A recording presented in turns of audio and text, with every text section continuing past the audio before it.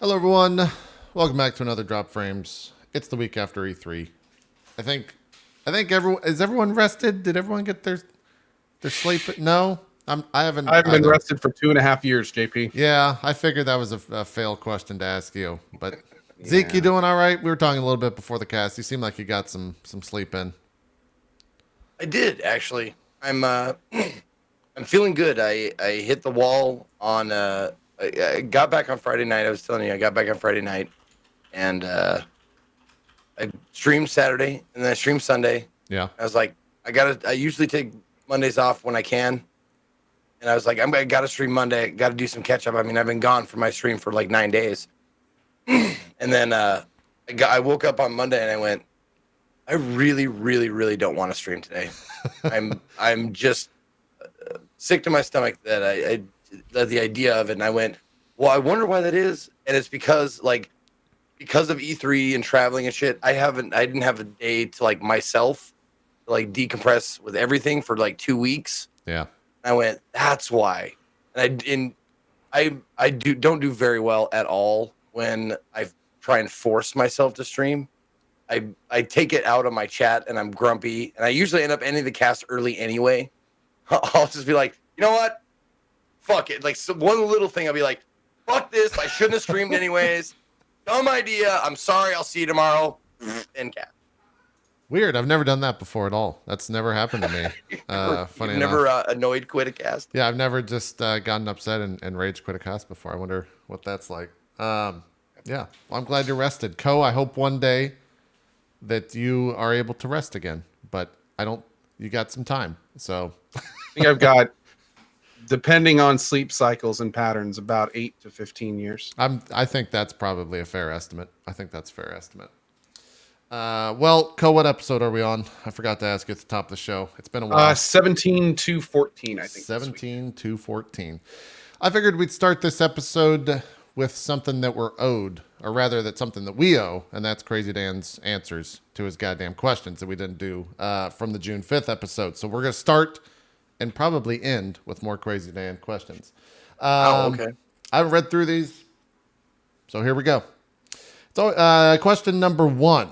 It's always interesting listening to you guys talk about your favorite old games and why they're your favorite. So this question is for everyone. If you were given infinite funds to do, or in all the development time and talent necessary to do so, how would you design a game that would be perfect for you? Why would it be perfect for you? This might be a long form answer. I think those games are kind of being made for me, and I don't know if I have the, like, potentially the best game would just be a button where you press A, or a game where you press A and the numbers just keep going up, and I'd be happy most likely with that. Some sense of that with RPG elements, and there you go. That's probably the simplified answer for me. Zeke, I'm curious, what would be your infinite funds and development time game? Infinite funds and development time game.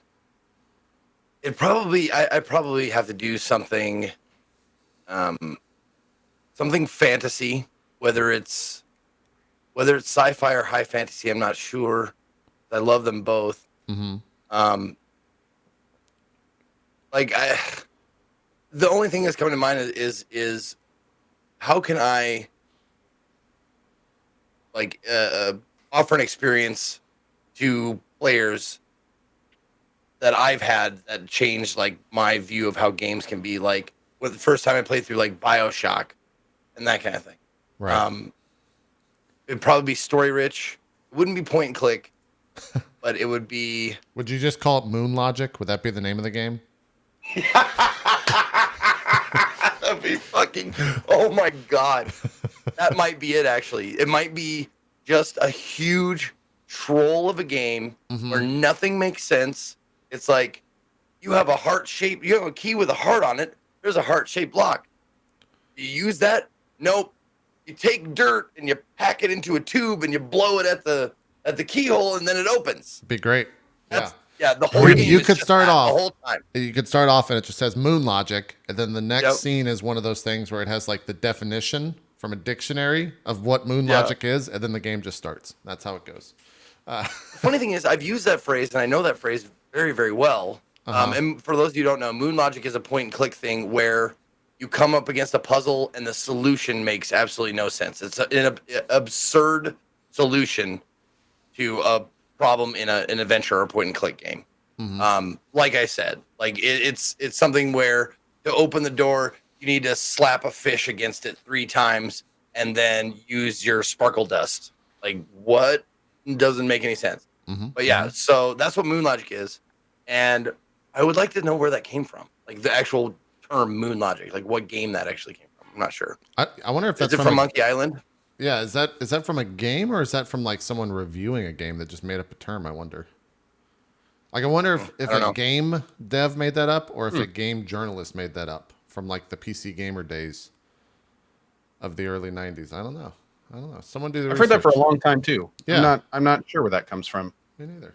We need the what is that? The etymology of the word? Yeah, there you go. Symbology. Symbology. Bibology. Well, we need the ologies of it. Someone look up the ologies of it. Co, what about you? No, but I've explained it so many times it's become like a meme in my chat. Oh, yeah. No, that's why I let you explain finish. it again. Yeah. That's why I let you. It's a meme here as well. Well, I'm kind of like one of the streamers that is known for playing point and click. Like, there's not a lot of them out there. Right. Makes sense. Co, what about you? What's the endless dev time and money? So for me, my favorite game of all time is Deus Ex. So all I really want is like a fully fleshed out current day Deus Ex 1 by a really good developer that I have a lot of faith in. Maybe I've like played a game by them before that I've really enjoyed. They really take their time with it. And it comes out next April. There you go. I get it. I understand it. I understand it. Yeah, I think that's... I like how we're kind of like slow paced right now. Like this show is like dude, this is the really post E3 easy show. because it's just been like go, hype. And now it's just like we're laying back from the love hangover of E3, just going like, that was pretty great, right? Yeah. That's how it should be. That's how it should Keanu, be. Nice. Yeah. Second question. Let's just move right along. And this kind of pertains to E3, but I think we could still answer it. With all the presentations that are still in E3, and for those that have walked away from the show this year and a while back, which company do you always look forward to news from year in and year out, Nintendo included? What's like your go-to press event or news in a gaming related company that you're always excited to hear from?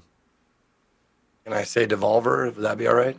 You could say whatever you want. Yeah, I don't. Okay. There's not a wrong answer. No, I didn't know if we were counting like actual press conference. No, I don't think we can do, or I don't think we have to limit it to like conferences and whatnot. It can just be a company that you're excited about news-wise, regardless of what they're announcing. Like if they say, "Hey, we're going to announce some tomorrow," what's the company? They're just like, "All right, let's go. I'm in 100%. I will be there." From Software. Yeah. FromSoft. Yeah, that's For me. I can like, pretty much get excited and get behind almost anything from Software. That's a pretty good answer. Yeah. Yeah. Larian. I felt that way before Baldur's Gate 3, and I feel even more that way. Now that Baldur's Gate 3 has been announced. CDPR is no brainer. I don't know. There's a lot of great for sure. I mean, a lot of great ones out there, man. It was in the question. I think Nintendo is one that jumps out just to see what they're working on. I think is always a treat, regardless of if I'm actually going to play it or not. I still think in a weird way, Blizzard kind of fits that category, even if it's like just whatever they're doing next. If they're saying, "Hey, we're showing a new thing tomorrow," I'd probably be like, "All right, I'll look at the new thing." You still have me around for that. And I think you'd be the same for Bethesda. If Bethesda were like, "We're showing a new thing tomorrow," you'd probably be interested. Is that fair? Talk to me in 2015. Yeah, you're not. If Bethesda was like, "We're going to show a new thing tomorrow, a new game tomorrow," that's not something that you're immediately like interested in and will watch no matter what. No. Really, they've lost that much faith. Well, I mean, it's the Wow. point. The thing with 76 is they have kind of shown their true colors almost unintentionally, to where they not only released like this horribly buggy, unfinished product, but then the part that made me kind of lose faith in it is how they later talked about how amazing it was, how big of a success it was, how Yeah. much work they put into it, and it's kind of like, yeah, but I mean, it was kind of trash. So it's like if that's your idea these days of a success story, like I don't know if I can really have faith in anything coming. Like basically, it's kind of like what we've talked about a lot with Elder Scrolls 6 and Starfield. I'm not really hyped for either of those right now. Sure. I'm worried. I'm concerned about how they're going to screw this up. How are they going to monetize it in some way that makes everyone disgusted? How is it going to be so buggy on their old engines that they just aren't even going to bother trying to fix problems that were in Fallout 3? Like I'm more concerned now about how they're going to screw it up. I am more concerned about that than I am excited to actually play them. Okay, I get it. And, They did you wrong. yeah. They did you wrong. I understand. They did most of their core fan base wrong. Yeah. Yeah. I get it. I mean, it was. I hope they made a lot of money with 76 because they lost a lot of hearts and minds. I'm sure they did. Yeah. It was worth it. Hey, they made enough money to make a BR out of it. So, did you play that at all? By the way, have you? I have not played it, Yeah. but to its credit, I have heard good things. I was watching. It doesn't matter who I was watching at the end of the day, but it looks rough. I don't know how it plays. Only from looking at it, I don't know how you can make a skill-based FPS out of Fallout gunplay. That just kind of blows my mind. The things that I'm hearing about it are when it works, it's fun. It's also pretty fun to do with friends. And what Yeah. I've heard from more experienced Battle Royale players is they really like how there's like the gigantic Fallout items and weapons back end on top of the BR. Most BR players are used to having 8 to 15 weapons, and that's what you see every time. And just these types of armors in these tiers. So I think it was Shroud I was watching because he actually played a lot of it. Yeah. And That might I have think been it was who I him watched. that was commenting he was so much more engrossed with it because when he went into a house or a loot location, there were so many more items and things you could find than in a normal BR. So, I mean, that's kind of cool. If I do try it, to be honest, I'll probably try it offline first. Just to see if it's something that I'd feel comfortable streaming. And right now, I mean, I don't have time for it. And honestly, I don't have enough of an urge to try it. But again, and trust me, this is coming from somebody who never thought he'd be saying this. Let me just say that now. The overall reception on Twitch has been pretty positive for the streamers, but I have noticed that in almost every streamer I've watched streaming it, their chat has been kind of a mess. Oh yeah. Like in some cases, a big mess. Hey, I'm considering unsubbing from you for even showing this on your channel. Yeah, it's kind of a battlefield out there for that kind of thing. So yeah, it's kind of a mess right now. I get it. I understand. We'll move on to the third question here, unless you guys have any other companies to add to that answer. We kind of went off on the BR tangent because I don't know when we'll talk about that, but I also can't wait to hear about. Oh, go ahead. I was looking up my favorite reaction to the missing Shannon Zed Killer, who was supposed to be in the conference, and her penance was to have a reaction. Thanks, Shannon, by the way, for the whiskey. Right? She felt so bad she gave you whiskey. Also, it's was weird great. that this is by my desk. Let's not talk about that at all, but it was very handy. It's not so weird, bro. Cheers. It's not so weird, bro. Cheers. There you go. No, I loved her. I asked her to record a video and post it, and it was probably the best reaction that I could have hoped for. Yeah. A little I video saw of her just just screaming. It was great. Yeah. It was good stuff. Co, you were going to say something as well? Remember? Oh, I was just going to say, also, it was nice hearing from Obsidian and InXile and those companies. I didn't quite hear as much as I would have liked to hear from either of them, especially InXile, because I am chomping at the bit for more Wasteland 3 info. But yeah, I'm looking forward very much to hearing more from those companies as we move forward. I think that can be said for pretty much everything that happened at E3 last week. I wish they would have said more. We'll get to that in just a sec.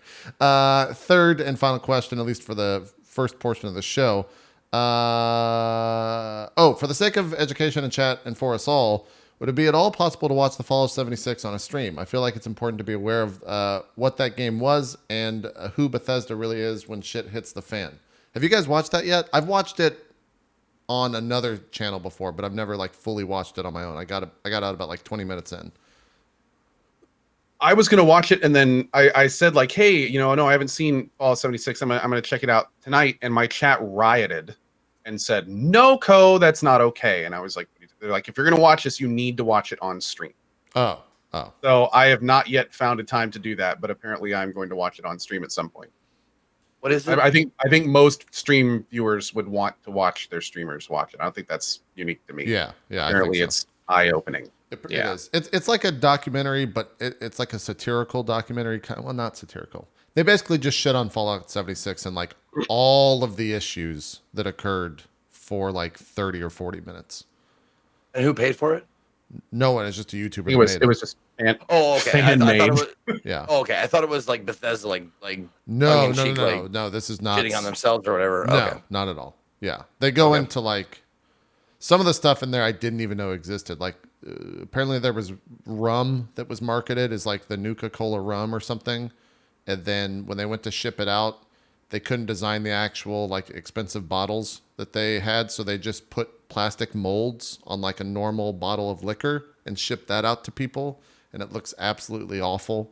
And people paid like $300 or something for that. Like it's ridiculous. There's a lot of Well, hey, at least they're at the company that crazy canvas bag fiasco. I mean, that was Oh wait, yeah, that was them.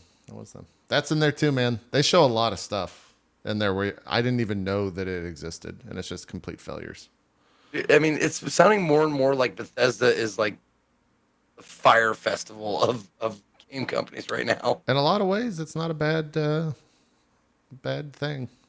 the part that makes me so frustrated with it is they keep hiring really nice, friendly, good people to like represent all their products. So you've got like these like executives in the back that care nothing about the gamers, that only want to make money at any cost, delivering these shitty products and mobile Commander Keen games. And then they hire these super friendly, nice people as PR folks that are like super dedicated to making these games work and stuff. And the disconnect is just like miles. Well, it's not. You don't want to hire an asshole PR guy, right? Like, true. I mean, no. To their credit, they're hiring the exact right people for the front lines. Yeah. But I'm just saying, it's this weird dichotomy where like, the left and right hands are on two different bodies. Without a doubt, you're not wrong. It's rough. Yeah, if you want to watch it yourself, you can just Google the fall of Fallout 76. I think is the name of it, and it'll most likely be the first result. It's a huge. There's a lot of views on it, so it's not like it's some niche thing for sure. It's a big deal. Yeah, the Ergo says I think it's because they hire fans of Bethesda. I think you're absolutely right. I think you're absolutely right. That makes sense. Yep. They just hire anyone whoever screams the loudest during their press conference. That's who they hire. God damn, dude! Yeah, I was gonna say that. Yeah.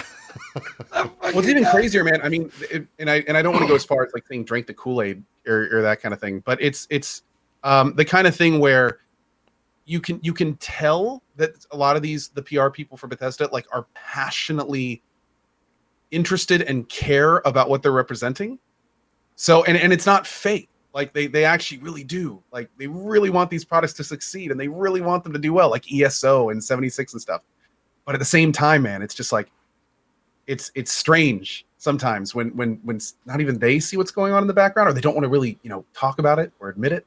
Yeah. I don't know. It's such a weird situation. It's real weird. For those saying ESO is not Bethesda, I mean, it's ZeniMax. ZeniMax owns Bethesda. You can't. I mean, it's the same thing. Come on, it's the same thing. Yeah. Yeah. It's the same company, ultimately. So yeah, those are the questions. I'm sure we'll have some more here at the end of the show from Crazy Dan. Thank you for that. Sorry we got to him so late. Let's talk a little bit about E3. I think most people are done with it, so I don't know how much we're going to have to say about it. I know Co's done a bunch of his own videos. I kind of gave my thoughts on my stream. Zeke, you were working all last week. By the way, Zeke, I watched every single interview you and everyone else did on /Twitch all last week. We did. That was the content on my channel, was me just fucking South Parking like this in Path of Exile, just watching game interviews and not saying anything. Sure, okay. Because of how fucking tired I was after all those shows. That's how I watch Twitch most days too. It's just like after stream, I'll throw up something and I'll just like feed whatever current addiction I have. So I'll lead with this, Zeke. How was jerking it with Suda51 on the couch? Man, people ask me what my favorite E3 moment of this year was, and it might rank up there as top moments in gaming for me of all time. I would, yeah, sure. God, it was just he was such a treat, and he's such a cool guy. And I asked him we were talking about No More Heroes 3, and I was up there with him, his translator, and the voice of Travis Touchdown. And I can't remember his name. It's on I tweeted out the photo. But I asked him about the motion controls, and if you could find that clip, like not just the clip of us jerking together, but of before that, when I asked him the question about motion controls, dude, like a fucking boss, finds the camera that's aimed right at his face, looks directly in it, and just deadpan just goes. And he's talking. And he's like doing it, just stares directly at the fucking camera. It is the best thing. Yes. Yeah. Oh no, watched it. You'll see him. It's so live. good. But it's not. But the thing is, like, I went back and I saw us all doing it together because we eventually all did it together. And he laughed when I said, like I love charging up the power sword. Like, I'm really good at this. I can do this all day. Like that kind of stuff. Yeah. Now, it's good. Watch the camera like zoom in on him. He knows exactly. Or like, no, not zoom in, but like he's looking directly at the camera. Look at him. Just like a boss, directly at the fucking camera. He knows Does it again. Exactly what he's doing. Just keeps doing it. Yeah. It's good. And then I tell him, like, this is the best moment of my E3. All four of us. Yep. Just all four of us at once. Yeah. It was great. And he laughed too because I said, like, I'm really good at that. And his translator, like, translated that part. I wasn't expecting him to, but he's like, oh, yeah. Like, he in Japanese, like, yeah, he said he's really good at that. And Suda just laughed. Oh, fuck. It was awesome. It was so I can great. imagine him just laughing, pointing. He's like, Master Batu! Yeah. Jesus. It was good. Oh, man. No, that was awesome. And he's not as, like, I thought he would be more wacky, I guess. Yeah. But he's just a regular jovial guy. Like I expected him to be a little bit more rock star-ish, like in his eclecticness. However, I did get that with the Judgment guys. Really? The Judgment devs. Yeah. One of the devs there was super like eclectic rock starry. He had like porcelain teeth.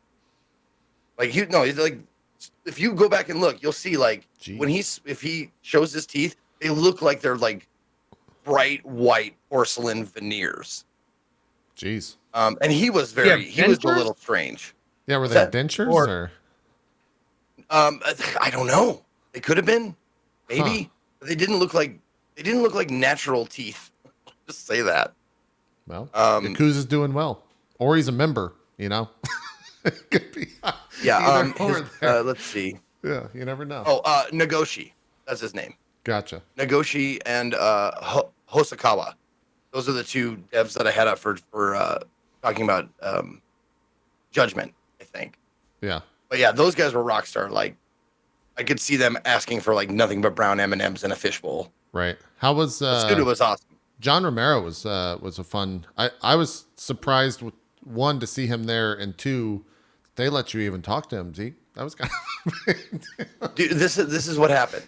I saw that I was going to be doing the I forget the name of the game. Empire of Sin. Yes, is the name of the game right. that's coming out, and it's developed by his wife Brenda, who's also quite a prolific game developer in her own right. But obviously, she kind of gets overshadowed by the guy who made Doom. Right. But the funny thing is, we do so many segments throughout the day that we don't get a lot of time to research, and a lot of times segments are plugged in at the last, like the day of. It'll say like on our schedule the day before. It'll say unnamed Ubisoft segment or unnamed blah blah blah segment. So Empire of Sin, we don't get a lot of time to research a lot of times. So I was sitting there, went up on stage with him. Obviously, I know the name. John Romero is one of the biggest names, like legends in gaming, right? Oh yeah. So I'm sitting with him, like, hey, I'm Zeke. I'll be helping you out with this interview. We're gonna be talking about this, blah blah blah. And then they showed the trailer before we went into the interview, and I saw it was Romero Games, and I went, and he introduced himself as John. He didn't say his last name. Oh, so you didn't even know who it was? Like, hey, I'm Zeke. He's like, hey, I'm John. Nice to see you. And then we saw the trailer, and at the end of the trailer, it says Romero Games on it, and I went, Romero. I looked at him and I went, John Romero, and he goes, yeah, and I went, dude. And I before we were live, I went, like I was just like, holy shit, dude, I know you. And he's like, yeah. Like, I'm the Doom guy, and I was like, wait, yeah, man, he has such a unique look, though. Like, yeah. I've never seen this his going face. on. what was that, Co? How close to this was this to you guys like actually going on stage? I think like seconds. 5 seconds. Yeah. Yeah. See, John's telling this story in a completely different way to his friends. John's like, this bald mother had no idea who I was until if I had not said my name, if he did not see Romero Games, we would have done that whole interview and he would have had no clue who I was. Yeah. Well, the thing is, I would have known if I was lead host on that segment. Right. I was Rachel second. was. I was in the chair. I was in the color. Yeah. So I was on the couch. So I didn't. How the hosting usually works is we get them backstage 10 to 15 minutes before we go out on stage. We ask them questions like, what would you like people to know? What make sure to touch on? What would you like to avoid? Blah, blah, blah, blah. Then we get full names and we get positions like within companies and that kind of shit. But I was second, so I didn't need to really know that much. I was just there to pick up the ball if Keep the show going. lag or whatever. Yeah, exactly. Right. So I was there and I said, hey, we had like 10 seconds together. Like, hey, I'm Zeke. Hey, I'm John. Nice to meet you. Let's watch the trailer. Romero Games. I was like, holy shit, you're John. He's like, yeah, dude. I was like, oh my God. And we're back. And I was just like, And we're back. But that's the thing. Like, I don't think it's bad to know someone by their work and their name rather than what they look like. Well, I think that's pretty common in game dev. Especially if you're if the medium that you're developing never shows you as a person, like that's kind of like not knowing what an author looks like. Yeah. Right, exactly. It's totally cool. Yep. Whatever. Yeah. But he was totally awesome He was about super it. chill in the interview. Oh man, He's just super chill, like for all the time. Sure. Yeah. And he's fucking rock and roll metal as fuck kind of a guy. He like someone made a comparison and it's totally accurate. He looks like Jonathan Davis from Korn. He looks like his dad. He looks a little bit like what's his name? Why is that an eek? Their co. Oh God, did he? The lead singer of Korn and his father had some issues. Oh, what I understand. I didn't know I that. didn't know that. I had no idea. Yeah. Yeah. No, I'm just saying looks wise. Yeah. Yeah. Never mind. Just, it's been a long time since I remember. Maybe I'm thinking of I don't something remember else. that at all. just aesthetically. Yeah. My Anyway, favorite, moving on. my favorite part of that whole interview is when John Romero showed up and like not very many people in the chat, at least that were watching on my stream, didn't know who he was because I think it's just a younger audience. And everyone was like, "Why is I'm a Cutie Pie being interviewed right now on stream? Why is he there? What's going on?" And I was like, "God damn it, chat! God damn it." So, any other interviews for you, Zeke, or anything from E3 that stood out that you want to bring up? I always like it when people are as cool as you think they're going to be, or you hope they're going to be. Yeah. Felicia Day. She was like, she's like balls deep in all of this nerd culture, like video games, Oh, tabletop. she would say that as well, but she would fantasy. say like in mermaids is who that's what she's about. Mermaid holes. for and sure. It was a weird interview. Yeah, Weird stuff. but she was like such a sweetheart, and she's a toucher like I am. Like when you're talking to people, she'll touch you. Like she'll laugh and she'll like put her hand on your shoulder. And as like looking the way I do, and I'm kind of a bigger dude, like I have to watch myself because I want to do that when I'm talking to people. I want to like laugh and touch them and stuff like that. And she just put like me so at ease when she'd laugh with her entire body and she'd like touch my hand. and just like she was so personable and just a treat to talk to, and you could tell like she knows where she is and she's happy. She's like right where she belongs, kind of a thing. Sure. Yeah, and she was Cool. just a sweetheart, and we missed the opportunity. She had to tell a story about someone having diarrhea, and I totally missed it. Like, we didn't have time. The interview was real that. weird. She was there to like promote a podcast, but she was talking about mermaids' holes and diarrhea the entire time. Yeah. So- like a nerd. I love her. She's great. Yeah, it was a weird interview, but it was fun because I guess we're still talking about it, so it was unique. Zeke, outside the interviews, anything that because we watched the Xbox and Bethesda conferences with you. Didn't get your thoughts on Bethesda because you pieced the fuck out to go watch Devolver. But Yeah, I did. I can't miss that. That's my favorite thing every year. I'm sorry. no, it's fine. It's fine. But yeah, some of the other conferences or any other games you saw that you want to bring up or you're super jonesing for, anything like that? 12 minutes looked very, very Yes. cool and intriguing. What is it called? It's by the Her Story creators. Telling creator. Lies. Telling Lies. There you go. That looks awesome. I can't wait to get my hands on that. And like, of course, like I didn't go into the expo hall at all. Like the studio was like a couple of blocks away from the actual expo hall. So I didn't get a chance to go in there, and not that I would want to because it's open to the public now, and it's not like it was in years previous. The first couple of years I went, or the first year I went, remember I took that picture from the Naughty America VR booth, and it was easy to get around. It was devs and media and that kind of stuff.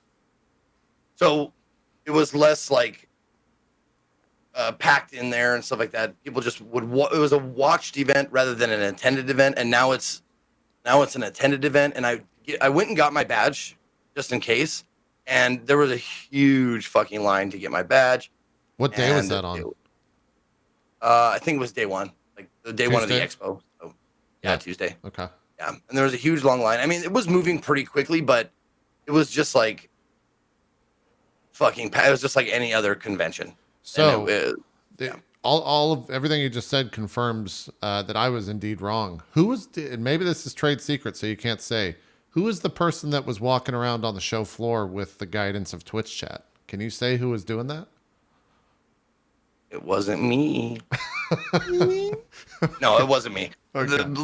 I thought it was you because you were doing the person that was doing a bunch of fist bumps, and they were like really animated and like acting like a robot. I was like, the only person that could do that and be able to like deal with everyone just staring like, who the fuck is this, would be Zeke, because he wouldn't care. Yeah. So no, it wasn't me. I'm not. I have no idea who it was. okay. If I knew who it was, I'd tell you I knew, but couldn't say or whatever. But I have no idea. Yeah. I didn't even know what's happening until I got there. They're like, yeah, what's this Twitch? I said, what's this Twitch Go thing or whatever? And they're like, oh yeah, we got this guy, and the Twitch chat's gonna control him. And I went, that can't go wrong. And well, of course it could, but they're not gonna allow that shit to happen. It's not like they're going to put on the screen as an option, like punch that person. Yeah. People in chat were saying it over and over again.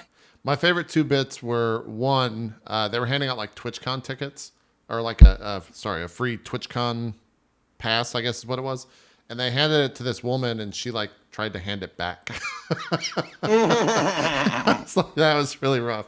And then the other bit was on, I think this was on the final day, so it was like Thursday maybe.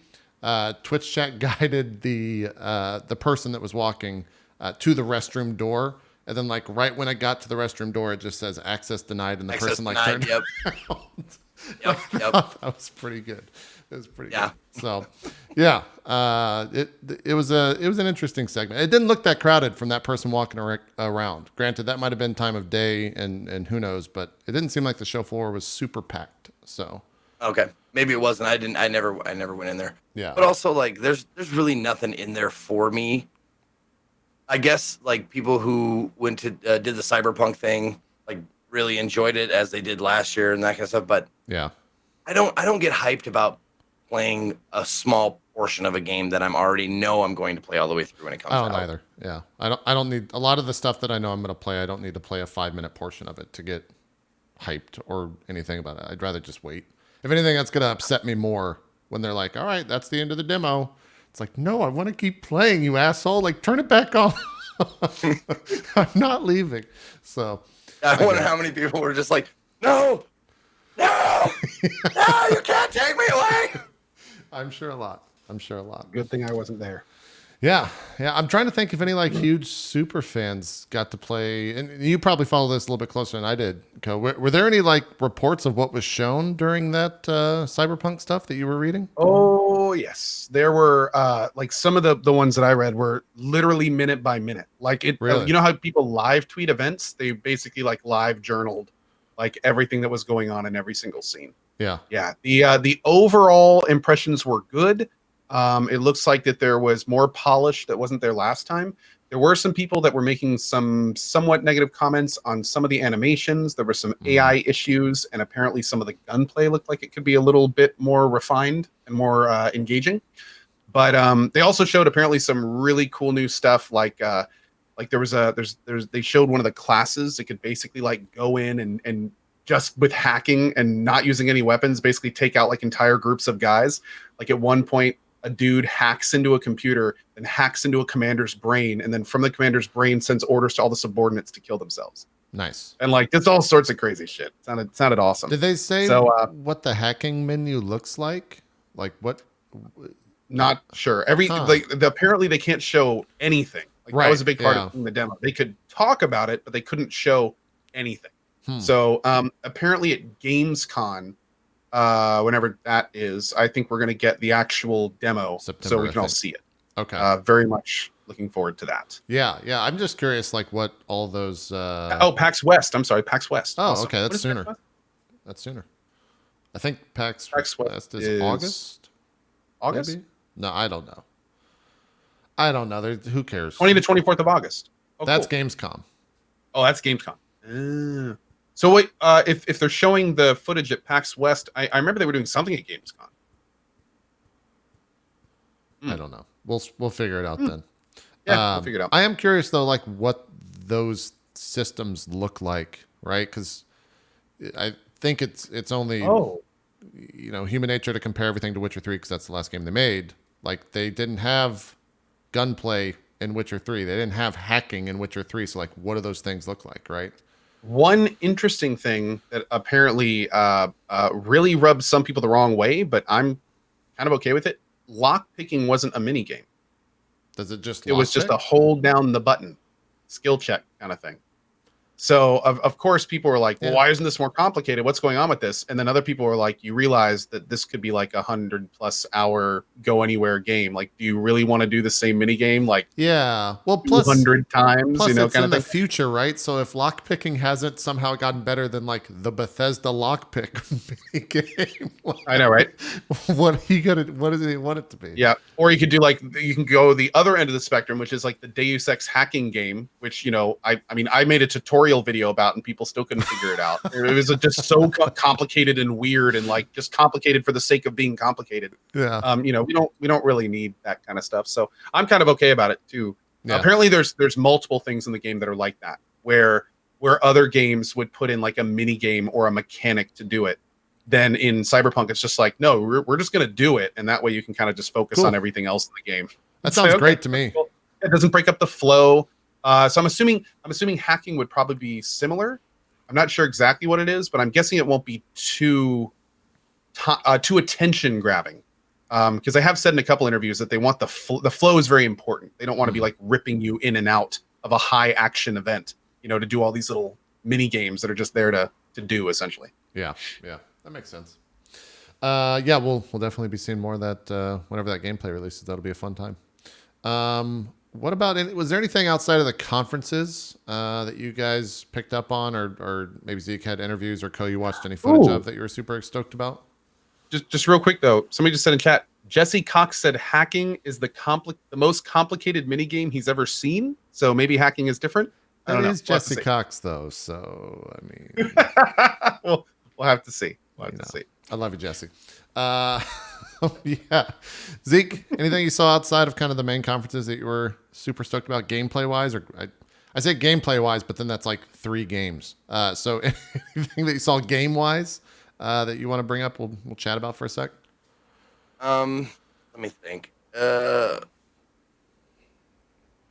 God, you're so immersed in it, like, and it's just so much stuff. It's hard to pick out like specific things. Another that evolution game. What's the name of that? The chimp The game? primate one? Yeah. Yeah, Ancestors or Ancestry or something like that. I think it's Ancestry or Ancestors, one of those. Yes, I know Okay. what you're talking about. The guy who's the main dev behind that is the guy who created Assassin's Creed. Yep.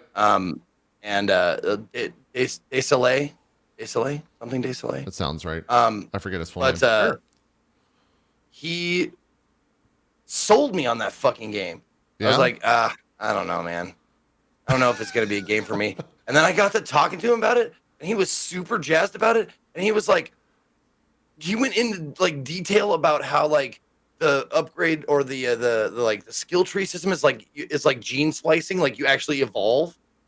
Like you take this gene, you're better at climbing trees gene, and like that's the one you pick, and then you're like your arms grow longer or something like that. Huh. And it's like, dude, and Or- he Yeah, was it like is the gene splicing like disguised for a tech tree? Is that kind of what? yeah. I'm hearing? Okay. Okay. I mean, you started like as a primate, Right.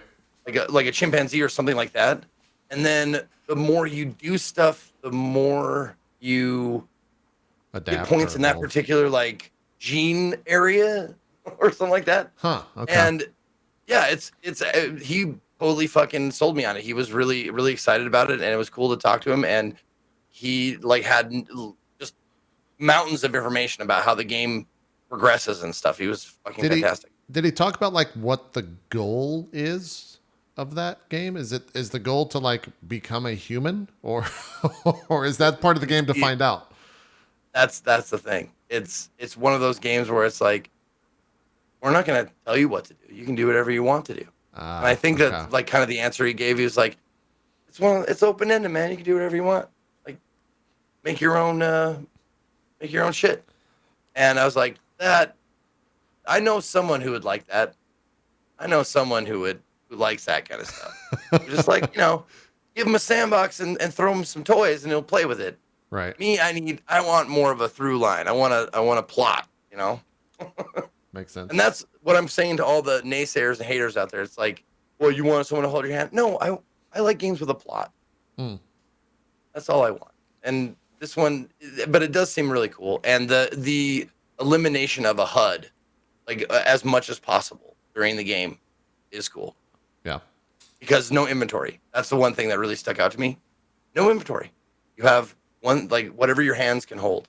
That's your inventory because you're an ape, you're a gorilla, Yeah, that makes sense. or you're a primate. It's not like you have just a pouch you can put stuff into. Yeah. So, Yeah. We'll see. I don't know. That's I think that's on Steam, right? I remember seeing that on Steam in terms of being pre-ordered and stuff like that, and that was an odd thing. Because the game just looks odd to begin with, but I'm curious when that actually. Ancestors: The Humankind Odyssey. Yeah. Planned release date 2020. Yeah. Huh. Oh, so wait, there's no inventory, which means no. Bingo. There's no looting. Or maybe there is looting, but you have to think about it. It's conscious looting instead of just mindless looting. No, Which is no. again, When loot is involved, there is no time for thought. true. That is a flawed premise. it's true. It's true. Anything? That was fun, by the way. That playing bingo along with the chat. Yeah, dude, during the that bingo was a conference. big hit. I told the mods, it's like, I really don't know how many people are gonna like be into this because there's no like win. You don't get anything for winning. You just get a bingo, and everyone in chat was super about it, and even the people on the show like you, Zeke, and some of our other guests were super about it as well. So definitely continue doing that in the future. Well, it gave me something to root for. Like during segments of the conference that I wasn't necessarily interested in, I was like rooting for like audio problems. Come on, audio problems. Need it for the bingo. That's I like okay. that. We could cheer for that, sure. Cohen, for you, anything else outside of the cyberpunk stuff? I know Final Fantasy VII was a big hit. We can definitely talk about that if you'd like. But anything outside of kind of the big stuff, some fringe things that maybe weren't necessarily on your radar going into it, but now coming out of it, or you're super about I it? really, really want to hear more about Eden's Ring. Elden Ring? Elden Ring. Yeah. Really want to hear more about that. I think that could be absolutely massive. And Ghostwire. I want to see Ghostwire badly. Those games both look awesome. Outside of that, was pleasantly surprised by Nintendo. They had some cooler products that I didn't think, like Fire Emblem looked great. What is it, Demon X Machina, that looked really cool. And then there was that other game, Astral Chain. Yes, yeah, that looked awesome. Like I was really surprised. Like I definitely, this year was the first year where I was like, wow, okay, apparently I need to watch Nintendo conferences every year. Like this is now a thing. Well, it was so that was kind of big. It was refreshing, right? Because they showed gameplay of all that stuff. It wasn't just here's a CG trailer. It was here's actual gameplay. And then I was watching the Nintendo stream, and like they showed like 4 or maybe 5 segments of 30 minutes each of Astral Chain gameplay, like going through all those systems. That game seems convoluted as fuck, by the way. There's a ton of menus and systems in that game, Awesome. which seemed pretty cool. But yeah, it looks like that looks. Nintendo showed the most like games. They didn't show the most like CG trailers. They showed the most games, I think, this year. Also, it was cool. I really love the Nintendo format of like gameplay. I think that in compared to the other conferences, it's definitely something they can learn from pretty heavily. Like there were a few conferences that I was kind of disappointed in terms of it's like, that's all we're going to see about that product.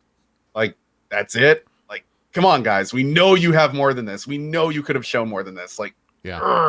Well, that's the thing. Like, yeah. I mean, do we know they have more? Like, if I was creating a game and I knew I was like a year plus out, but I had enough of the game to show, like, you know, to put together a decent 1 to 2 minute trailer. Right. I'd feel like I'd have to like show that as soon as I had it at E3. It depends on the game, and I think it depends on the message they're trying to put out there and show, right? Like I don't know if you could just make a blanket statement across all that, in my opinion. But go ahead, Co.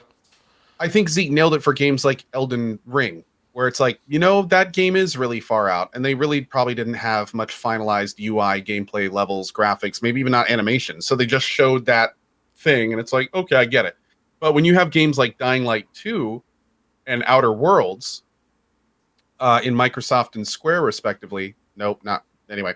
But yeah, like both those games, I mean, Outer Worlds comes out in just a few months. Yeah. And Dying Light 2 comes out like early next year, and we already know. And not only that, they ended up showing tons of gameplay outside of the conferences, and it's like that's great that we got to see it. And you know, I'm glad that at the end of the day we got gameplay from both Dying Light and Outer Worlds. But why not use your conference to showcase that? Like, why not really, like, because everyone wants to see gameplay. I think I speak for most folks when I say that pretty much we always prioritize gameplay over cinematics, especially when we're wanting to like get sold on a game. So it's just surprising to me that, you know, in Microsoft, we saw a minute and a half, 2 minute Outer Worlds thing. In Square, we saw a Dying Light trailer that we'd seen everything in already once.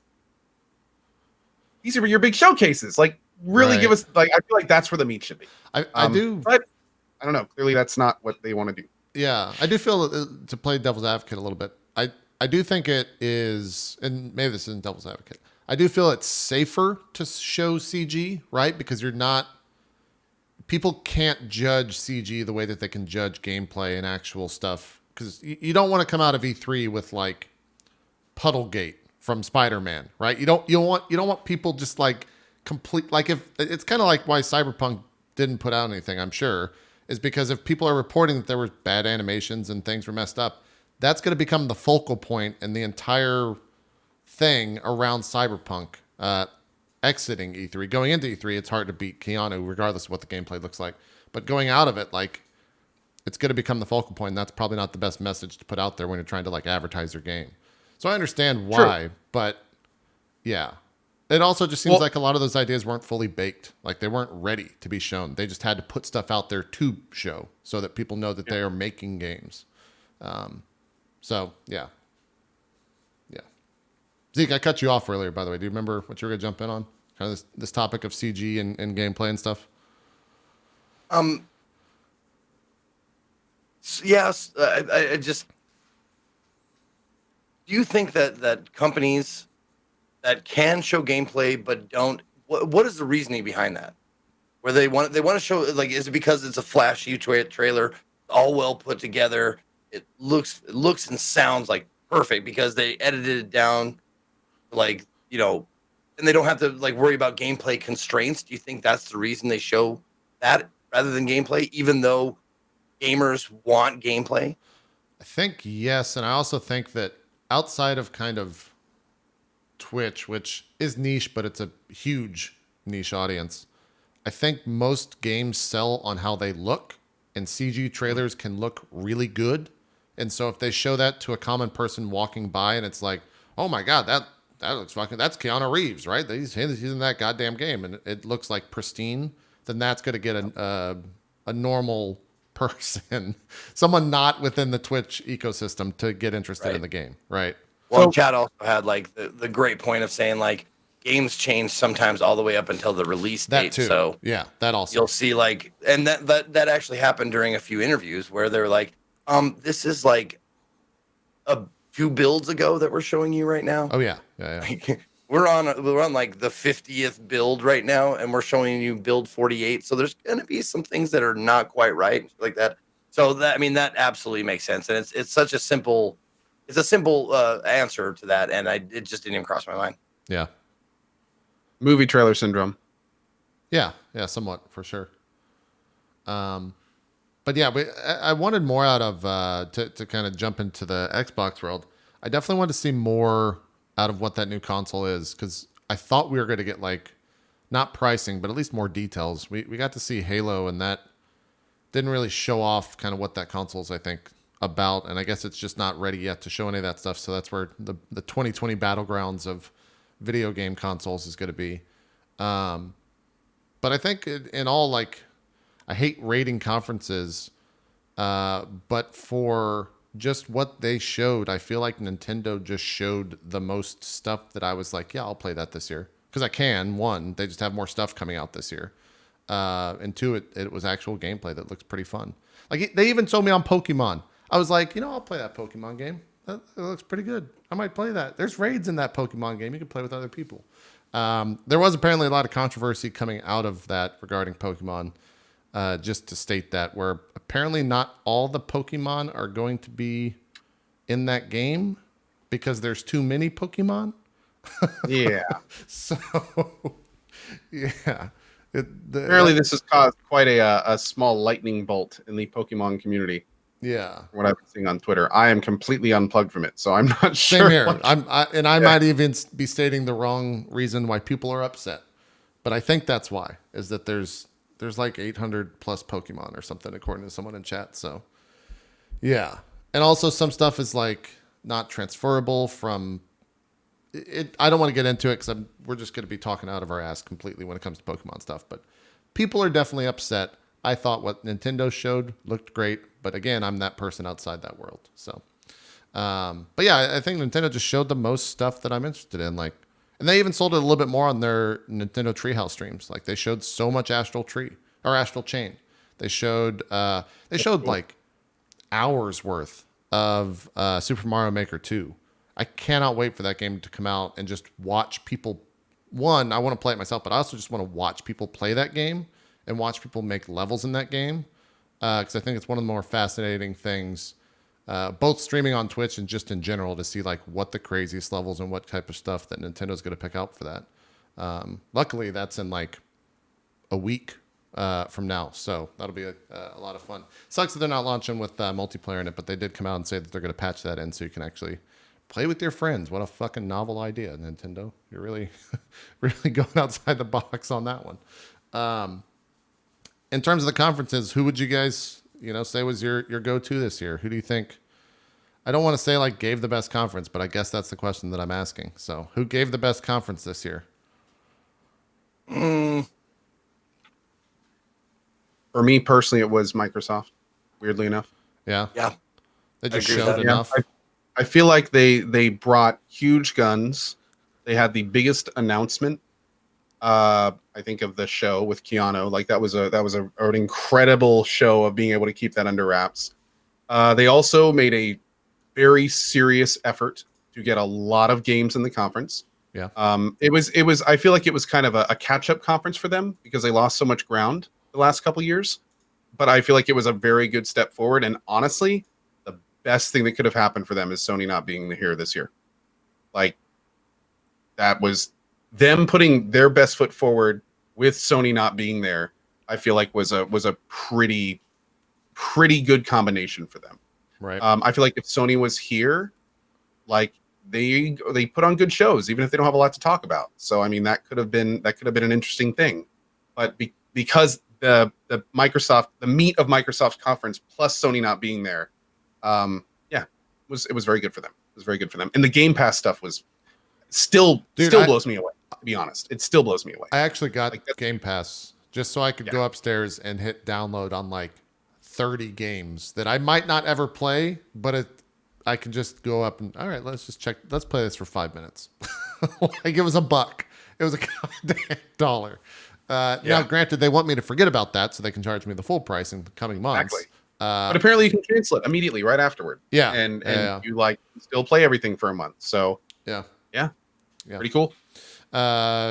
Zeke, you agreed? Microsoft kind of had the best stuff for you. Absolutely. If for no other reason than the Game Pass that you mentioned, like and it solidified it even more talking to like people from Double Fine who were purchased by Microsoft or their wing Microsoft or whatever. Game Studios, yeah. Yeah, there you go. Yeah. And all the other Game Pass like indie devs that were scooped up by them, I asked them personally, like backstage. I didn't want to ask them on stage, of course, put them on the spot, but like asked them, like, how's that Game Pass thing? Is it good? And they're like, it's great. It's really, really good. And I said, what are the other like devs saying? They're like, everybody is absolutely like, they love it. And I was just blown away by the overwhelmingly positive response, not only from fans but from game devs. They're like, we're doing all right, thanks to Microsoft. Yeah, of all the companies out there that have a Game Pass, which is all the companies out there almost, it seems like Xbox is kind of offering the best bang for your buck when it comes to just the amount of stuff packed in with that. Do you think Steam would ever do like a Steam Game Pass? Would that even work on that platform? Would they just give you like a Game Pass? Yeah, like do you think Valve could do a Steam Game Pass? I think that it would lose them a shite ton of money. Right, because you go to Steam to buy games, not buy a game. Yeah, the problem is right? they're a service. They're a deployment platform. Right. So if they're not actually deploying, then they're not really making money. It's a little like it unless they're directly affiliated with the devs or publishers, they're just kind of there to get the game out.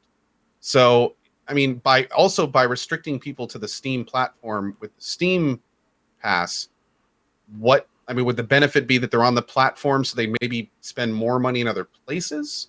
Or well, I mean, the benefit would be they've got a massive library. How would they pick and choose? Would it change all the time? Would changing all the time be attractive to consumers? Right.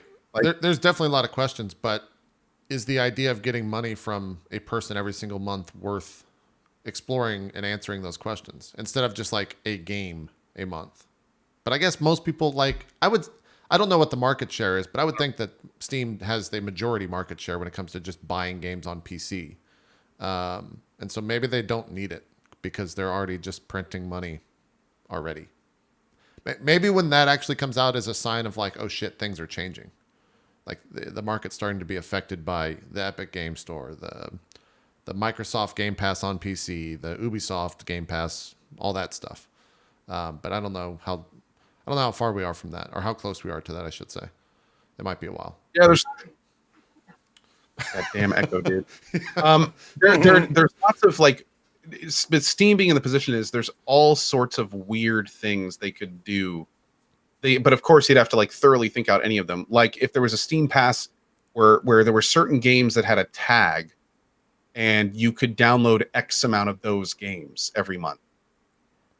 Sure. You know, like not a lot of companies could do that kind of thing. But then it all ties back. And the thing that I keep thinking about is outside of the money per month, because they would definitely be losing money because of the people having to buy all those games individually. Like, what would be the big benefit to Steam? But I mean, and maybe it's like Xbox Game Pass, where they're just, you know, counting on people not to cancel. Well, right. Same with, I mean, like Netflix, right? Netflix and Hulu and that kind of shit. Like, they give you all of this content for a set amount every month. Right. I think in some way too, you mentioned Xbox and then being at $1, like Xbox is trying to grow a platform. Steam already has a platform, right? True. So Very true. that might just factor in the fact that they never need to do a Game Pass.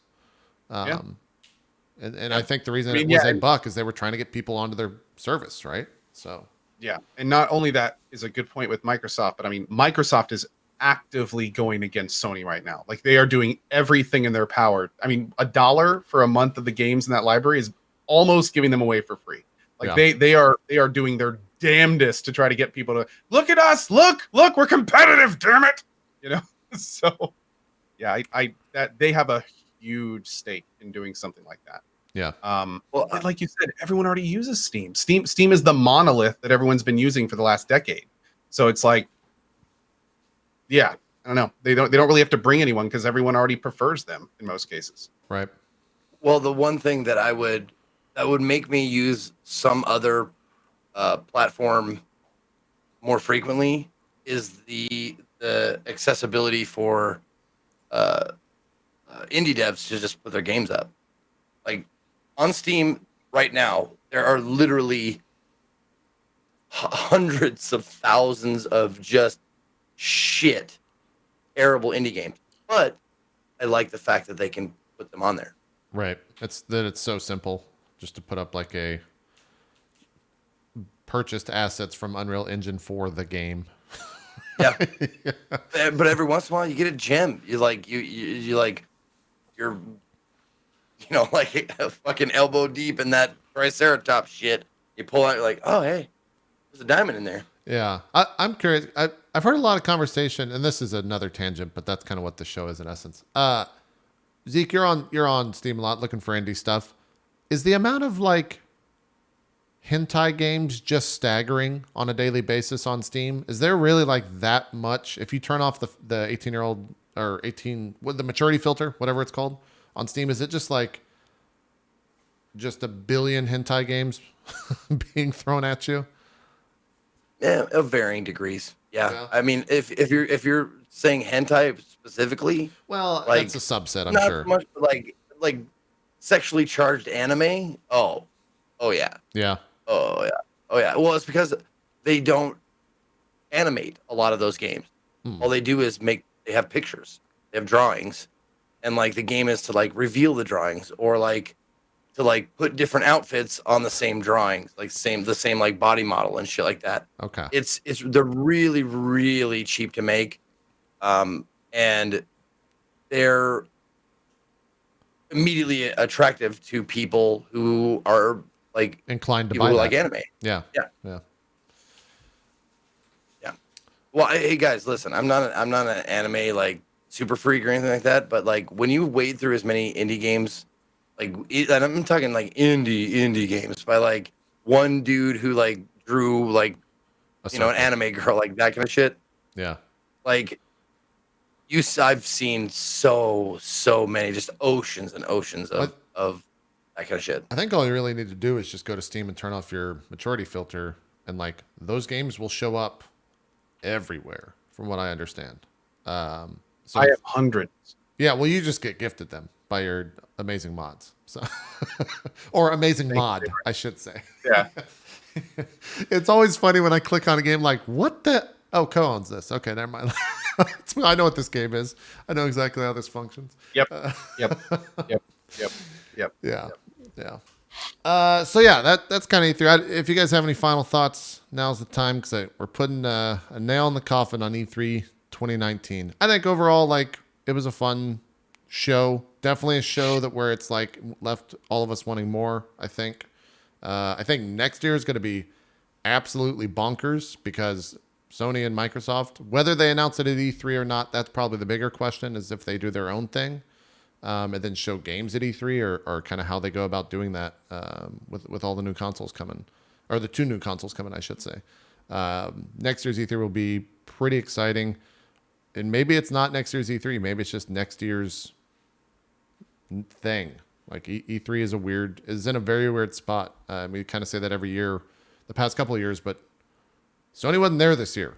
I think that was a pretty big deal. And I think the industry will definitely react over the next year to see what the ramifications of that are. So it was still fun though. I had a lot of fun. Restreaming the conference is still the best part. Still had a ton of fun doing that with everyone on the show. Shout out to all the other guests that we had, the 13 people joining us. It was really, really nice to finally be able to join you guys. It's great to have you on as well. Of not. Yeah. It was awesome. Yeah. I'm curious, what did you think it was going to be like, and what was it like for you to were you thinking that we were all just going to be talking nonstop, or like did you have? No, because you probably never watched it. I don't think you would go back and watch the content, but not a slight on you. There's no reason for you to. God. Yeah. So what were you expecting for that stuff? I'm just super curious. I think it was exactly as I expected. And I had fun being in chat, talking with you guys, and shouting at people in chat to go somewhere else if they're telling us to shush. Oh yeah.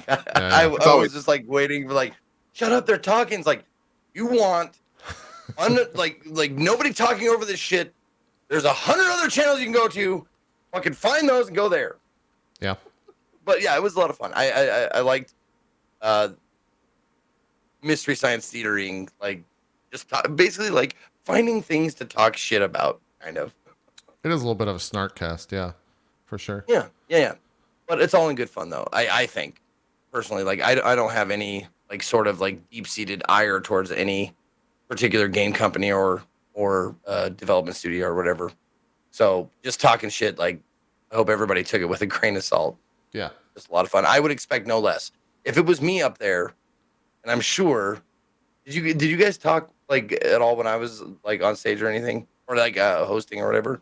I did for sure, but we didn't do any group streaming when you were doing interviews and stuff like that. I would expect no less, is what I'm saying. Oh yeah, no, I made fun of you nonstop. It was great. Yeah. Totally. Yeah. None of it mean spirited. It was just stuff that you were. I mean, I did that with all the different hosts. Where knowing what that situation is like, having hosted a long time ago, I know exactly what's going through their head when they flub up on a question or something like that. So I would make a comment about it. But yeah, it's good stuff. But I will say, I would. I mean, I love everybody that was involved with it. Obviously, I love being a part of the show, but I would pay to just have Rami just talk about the things that he knows about behind the scenes, or the developers that he knows and shit like that. But just give him some truth serum or something like that to make him just blab the shit, just talk all the shit. You know the problem with that guy is. He's a real asshole. Let me just tell you about it. It is quite remarkable how much Rami knew about a lot of stuff that he obviously couldn't say and won't be able to say for sure. Yeah. I can just imagine Rami with the truth serum. You should see what that guy likes to do to strippers. It's oh my god, Jesus! How is he allowed in the game dev? Yeah. Well, and also Rami's probably one of the most well-traveled people I've ever known. He's been everywhere in the world, and that's what basically what he does is just travel and talk and make games. And I bet he has stories that would just fucking make me blush, and I've done some fucked up shit. Sure. Oh yes. Yeah, I'm sure he does. Well, cool. You saw that new show coming out, right? Game devs are something else, man. Whew. Yeah. Whew. What new show? The Ubisoft show with the Always Sunny guy. guy. Yeah. Can you see?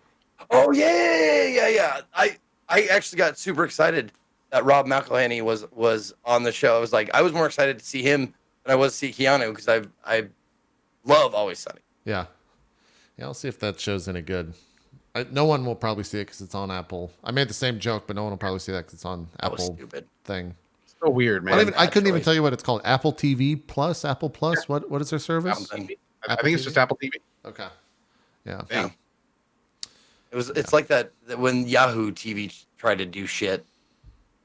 Like Yahoo had like their own like Yeah. I didn't even know channel or something like that.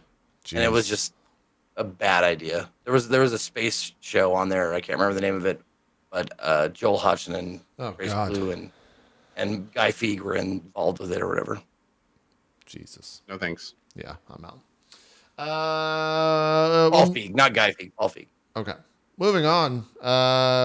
Let's do the Dota Auto Chess Minute with Zeke here. Have you so Valve's Dota Underlords came out, and then yesterday League of Legends, I only know the acronym, TFT came out. Have you played any of those in particular, Zeke? Do you have opinions on any of those yet, or are you still waiting to play those? I just not even kidding you, during the show I downloaded League of Legends so I could check out TFT. What is it? Team Fight Tactics is what it's Tactics, going by. Yeah. I want to check it out for sure. Okay. Because I kind of fell off with auto chess. Yeah. Why? It's just one of those things. I just kind of just like one day I didn't want to play it, and then the next day I didn't want to play it, and I just haven't played it for a couple of weeks now. That's how it goes. That's how it goes. My favorite part about it is not necessarily the game. I haven't played auto chess since I played like Auto Chess the mod in Dota 2 whenever, like months ago, whenever it was a big deal. But my favorite thing now is going into like the Teamfight Tactics streams, the Riot Games Auto Chess, and seeing like, oh my God, Dota Underlords copied TFT. Like that conversation is happening again, where it's just like people, this weird like people are like choosing Underlords and choosing Teamfight Tactics and then just battling each other on which is better, and it's great. It's just a beautiful thing to see in a Twitch chat, to see those arguments come up. I have no idea if the games are good or not. I've watched Strip and Play Dota Underlords while playing Path of Exile, so my attention was a little bit focused on one thing rather than the other, I would say. And the UI looks kind of shitty in that because it looks like it was designed for iPads, because it was designed for iPads. And that you can play that on mobile as far as I understand. But I think that they've made a lot of adjustments to it, and then they might have actually like changed the UI from what I saw already. So they're working on that game. It seems like in real time, which is cool to see. Yeah, I have no opinions though on the League of Legends ones, and I would probably always play the Dota one because I don't know the heroes of League of Legends, and I think that's a big boon to people trying to play those games, is understanding exactly what you're looking at just from knowing the heroes in general. Like I can look at a Dragon Knight and know that, okay, that guy's probably a dragon and that guy's probably a tank. But if I look at a League of Legends hero, I'll just think, I have no idea who the fuck this is. If it's not Teemo, I don't know who it is. I don't know what they could do. So that's my take on it. Zeke, are you going to check them out? You going to try to stream them? Or are you just going to play them in your off time? Or are you already siding with one? Does one interest you more than another? I'm trying to get the hot takes here from the Auto Chess vet on the show. No, I have no sides. I have no loyalties, nothing like that. Like, I can't even play it, and I need to get into a beta server in order to play the Teamfight Tactics right now. Oh. But it releases fully, as people are saying in chat, at least it releases fully in like a little bit, a week or two or something like that. So I'm just like, I was actually just typing like, I'll wait for the full release to play the game. I'm not going to ask for like a special beta access code because I'm not going to stream it like right away or anything like that. I want to see if I like it at all before I actually, put it on my stream. League of Legends was taking away viewership. Taking away with viewership this morning. It had 150,000 people watching Teamfight Tactics, so people definitely seem interested in it. Someone in chat brought up a good question. Mark Steele was saying, do you think both games can survive, or all three when Epic comes out? Or will one end up the winner and the others dying out? I feel if League of Legends and Dota can coexist, I think these games can coexist. I think that the people that play League will play League's version, and the people that play Dota will play Dota's version. And China will play the Auto Chess creators version because it's Tencent. And then is Epic actually working on theirs? I didn't. Is that like some Fortnite tie-in? Like I don't think Epic Games will do well with theirs, if that's a thing. Yeah, I hadn't heard of that. Yeah. The only three I knew of were the Originals, Valves, and League of Legends.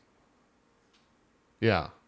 Riot is Tencent as well. Right. But it's still, Tencent is like publishing the official Tencent one. owns like many companies. Yeah. Tencent owns Epic as well. Yeah. Right. They're the kind of like, if we own everyone, we're never the losers. Yeah, exactly. They've got their fingers everywhere. Epic is the auto chess. Oh, okay. Epic is the auto chess Chinese mobile one. Oh, okay. I didn't realize that they had publishing rights to that. Huh. Interesting. What a weird. Remember we were talking about like, oh yeah, everyone needs to get on top. Everyone got on top of it and made a fucking auto chess.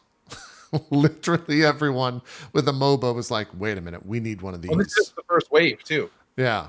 Oh yeah. And keep in mind, after Dota and everything in League of Legends, like we saw a plethora of copycats come after that. Heroes of New Earth, Yeah. all that. Like, so I'm sure we'll see lots of that, and then we'll start seeing the innovations where they take the standard Dota auto chess thing and add in stuff. And You know what I want to see? What's that? I want to see XCOM auto chess. Like just with the XCOM characters, like different Marines and different aliens and that I kind can of see shit. That makes sense. What's kind of That'd be wild a is lot if of you fun. think about it, like Maybe any I just franchise- want the skin. I just want the like it to look like The military XCOM. skin. Yeah. Yeah. Go ahead, Co. I was gonna say any franchise that has like a large amount of established creatures, you could essentially turn into some kind of auto chess system. Totally. Pokemon. Let's see it. Look at Witcher into Gwent. I Yeah. mean, Gwent is all the different Witcher creatures and stuff in there. I mean, you could easily pick that up and put it in an auto chess format. Fucking hell, Marvel. Give me a Pokemon. Yeah, there you go. Yeah, give me Pokemon an auto- Where's Avengers. Marvel? give me an Warhammer Avengers. 40K auto chess. I would play that. Yeah. That's what would get me into the auto chess. If I could Just- use like yeah. war or tech, like sci-fi army units to do it, I'd probably be all over that. Just treat it like Smash Bros. Right. You're good. And just like Chess get a auto franchise. chess. Yeah. Fucking oh my god, Devolver auto chess. Oh my god, with all of their fucking awesome characters from all their games. Holy fuck! I think if No. Devolver wanted to stay on brand, though, they wouldn't use their own brand. They would use chess auto chess, like Code just said. That's the most Devolver thing I could think of. Oh, little side note. I watched my first Devolver conferences this year. I Yeah? ended up watching the most current one, and I liked it so much. I think I watched the 2 previous years. Oh my god, they're fun. They're a Yeah. little out there. A little. I wouldn't they're say pretty extreme, but They're a little pretty out great. there. They're not even Did anyone- showcases though. They're like shows. Right. They're like actual entertainment, which Yeah. is kind Yeah. of great. Yeah. Did anyone watch any of the pre-show? I caught snippets Oh, on dude. Twitter of people just screaming at like, "Why the fuck does this exist?" And that brought me Yeah. joy. But I didn't actually watch it. I tried to watch a pre show. I did. Yeah. It's rough. No, I mean, if it's not for you, it's not for you. It's really not for Like you. it's devoid of humor, no timing, complete lack of professionalism. Like it was tough to watch. Like- man. Very true. All things that are So true. I feel like- but no, the thing is, I kept getting Tim and Eric vibes the whole time. Yes. I felt Yeah. like I was watching an episode of Tim and Eric's Awesome Show : Tim's Friends. So it's like none of the big people are on the show. It's just a whole bunch of people kind of like like it was very, very interesting in that regard. Yeah, And just people like compare Tim and Tim Eric, super hit and miss. Yes. Yeah. Very true. Very true. Very true. Yeah, like some Um, stuff I was really laughing at, and then other stuff I was just like, was that a joke, or was that just did he forget his line, or was that bad timing? Like, and then something else would happen, and I'd be like, oh, that's funny. That is absolutely true, man. It was just I love it for no other reason than it brings the weird back home to Twitch. Like there was like this really cool like like weirdness and kind of it created a community, or it endeared people. I think like it says that we're not as corporate as all that. That they put it on the actual / Twitch channel. That it's like, we'll put this weird, random, like fucking absurd, annoying, sometimes hilarious, sometimes shit on the / Twitch channel for 12 straight hours. Like that really like says to me like, okay, Twitch is still here. We're still willing to take chances on stuff. Yeah, hit and miss. Definitely hit and miss. To me, that says it's more corporate than ever. I was going to say, meanwhile, John Twitch is standing behind Zeke going, yes, down with the children. That's exactly right. Oh, yeah. Yeah. Right. Yeah, that they have to highlight the weirdness. Screams that it's more corporate than ever. But they didn't really like... But really, though, like, I don't see, like, you see, like, the further away you get from corporations, like, take the three big television stations or television corporations: ABC, right. NBC, CBS. Right? Sure. You don't see them taking a lot of chances, right? The further out you get, like ESPN, like the most watched cable shows or networks, like don't take a lot of chances. And the further out you get, more chances you take. And that's what I'm saying. Like they're still willing to put that shit on the air. So that's. But I think that's.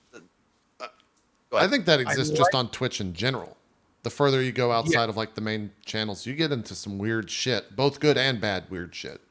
Yeah. Go ahead, Co. And also, like I see where you're coming from, Zeke, but at the same time, I do think that this is the corporate side of Twitch understanding their meme audience and catering to it. Like I mean, Twitch can't be corporate because they know that they would alienate half their base if they did that. I mean, Amazon already bought them, and we already see them becoming corporate and have seen them becoming corporate over the last 3 years in the background.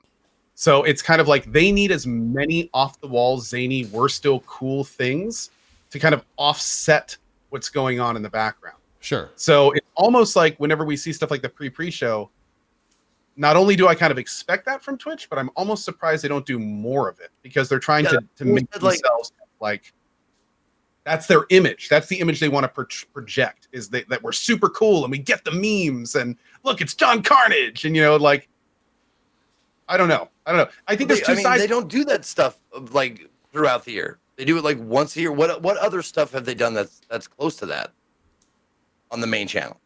I mean, I feel like a lot of the Twitch shows are kind of like trying to be cool and kind of like Fresh Stock and stuff like that.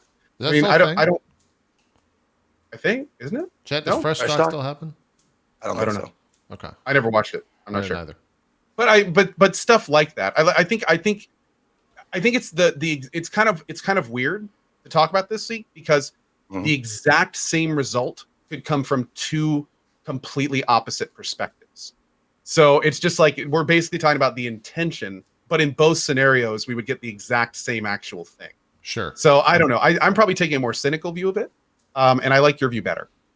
Well, and Hannibal Selecta has a good point. Like Zeke, you're talking to two people who haven't watched it. That's also very true. That's true. Yeah. Pre-show?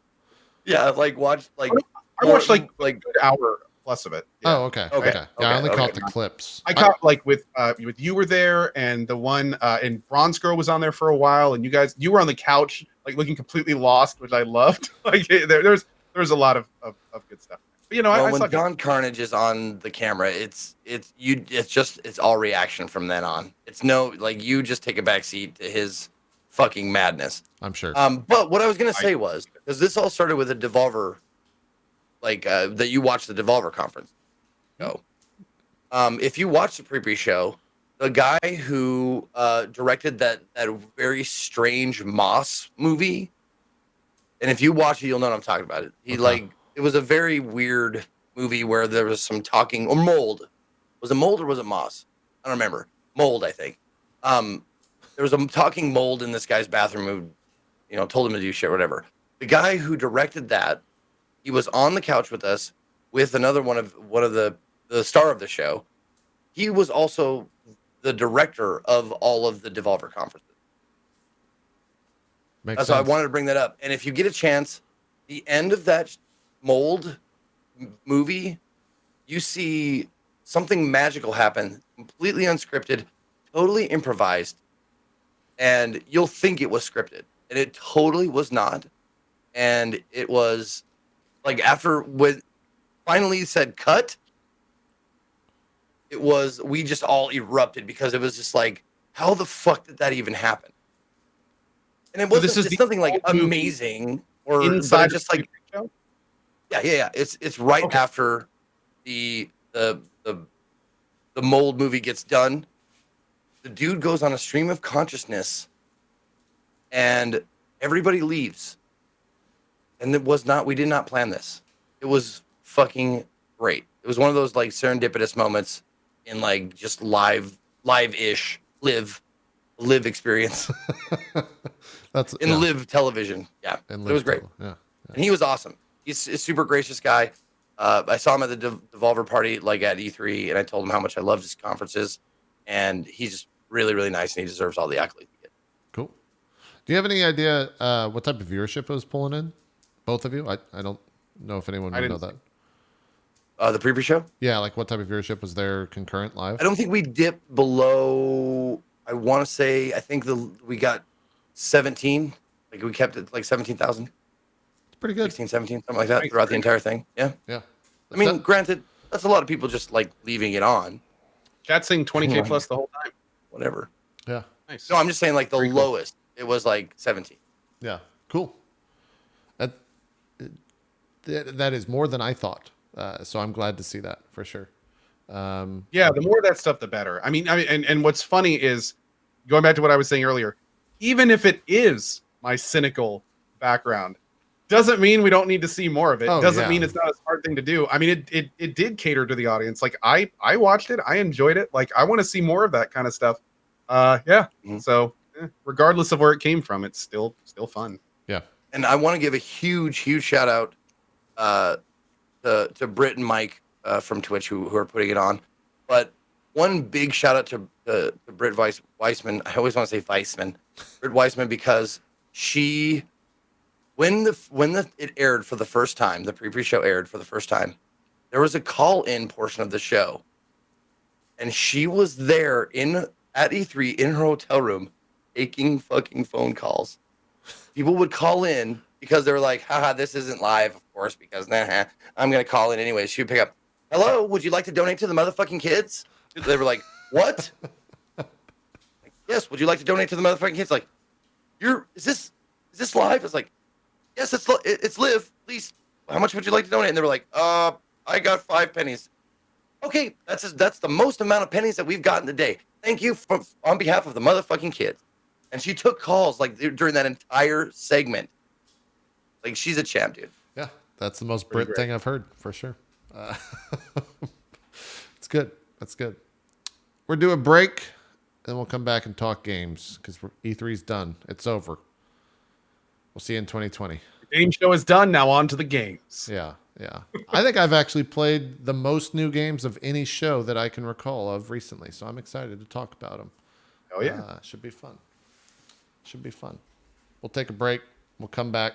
We'll probably sprinkle in some Crazy Dan questions, talk about some new games. Not really much news because it's all E3 all the time here, and we'll see where the show takes us. So don't go anywhere. We'll be right back with more right after this.